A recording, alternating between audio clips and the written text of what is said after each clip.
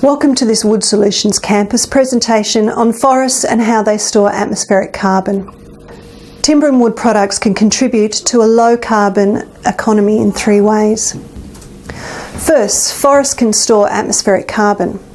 Second, timber and wood products taken from the tree can store atmospheric carbon.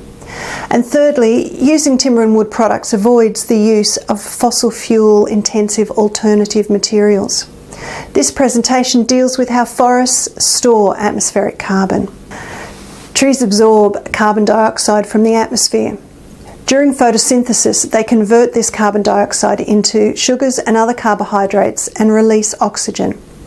These sugars and carbohydrates fuel the tree's growth and are used to make the woody tissues in its cells. So while the forest is anchored to the ground, it actually grows from the air and from sunlight. And carbon taken from the air becomes stored in the wood. About 50% of the wood's dry weight is atmospheric carbon. To give a sense of what that means, imagine a block of radiata pine that weighs 2.25 tonnes and has a moisture content of 12%. This block of pine will contain 1 tonne of atmospheric carbon. This is equivalent to about 3.66 tonnes of carbon dioxide in the atmosphere. And so for every 2 tonnes of dry wood fibre in a forest, the forest is sequestering 1 tonne of atmospheric carbon, or 3.66 tonnes of atmospheric carbon dioxide. The trees in a forest store the carbon in wood material or biomass above and below the ground. Above ground biomass includes the tree's stem and leaves and woody debris. Below ground biomass includes the tree's roots, other organic matter in the ground. In some forests, the below ground biomass can be the majority of total biomass. The carbon is stored in the forest until the wood is burnt or breaks down naturally. The total amount of carbon sequestered increases as the forest grows, but the rate of sequestration slows as the forest matures. The amount of atmospheric carbon in Australia's forests is substantial. In 2010, Australia's forests held an estimated 12,841 million tonnes of atmospheric carbon. Australian pine and hardwood plantations held 171 million tonnes of this total. The volume of carbon stored in the forest or in a landscape can change. Deforestation, the removal of trees and forests, can decrease the amount of carbon stored in a landscape and increases net CO2 emission. Afforestation and forest management, the active planting or replanting of trees, can increase carbon storage in a landscape and decreases net CO2 emissions. Deforestation is a very active process. In essence, you have to maintain a deforested area. Trees naturally want to come back into their habitat, so you have to mow the lawn, you have to concrete the drive, you have to plough the fields and plant the fields and remove the crops, and you have to maintain that active process of deforestation to keep the trees away.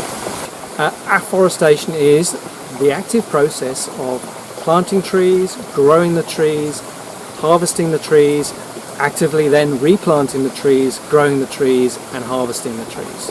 It's a circular process. It maintains the values of that forested area. This chart shows net carbon dioxide emissions from forest management and afforestation in Australia. The figures are negative, meaning that overall carbon is sequestered in the forests each year and not emitted.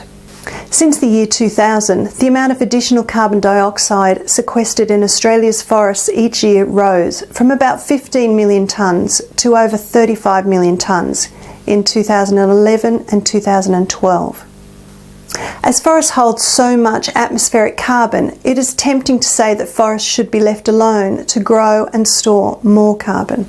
However, if that happens, timber and wood products won't be available to make things. It is possible to have both forests and wood products in a relatively carbon neutral way.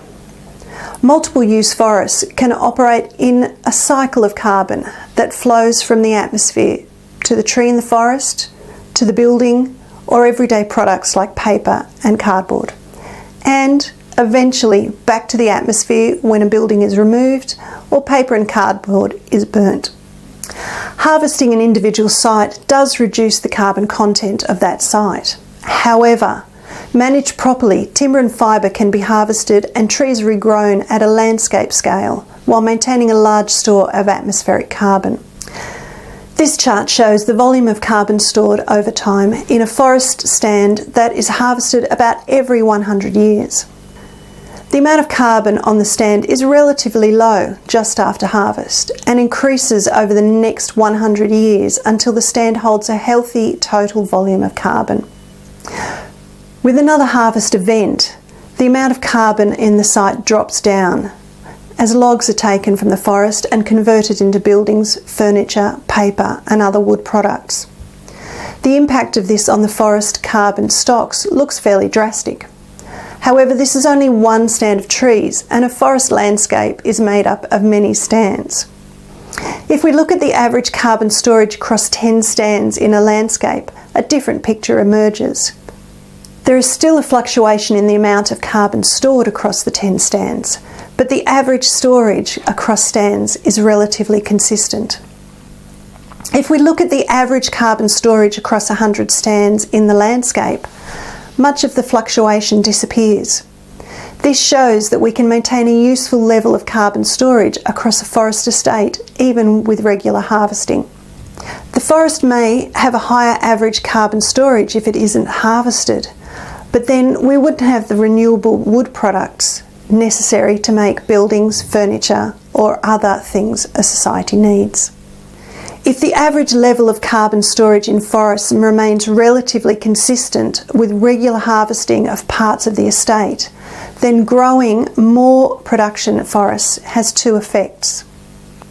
It increases the store of forest carbon overall, and it provides additional wood products for replacing more fossil fuel intensive materials.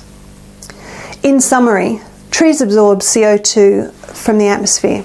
Through photosynthesis, they store the carbon in woody tissue and give off oxygen.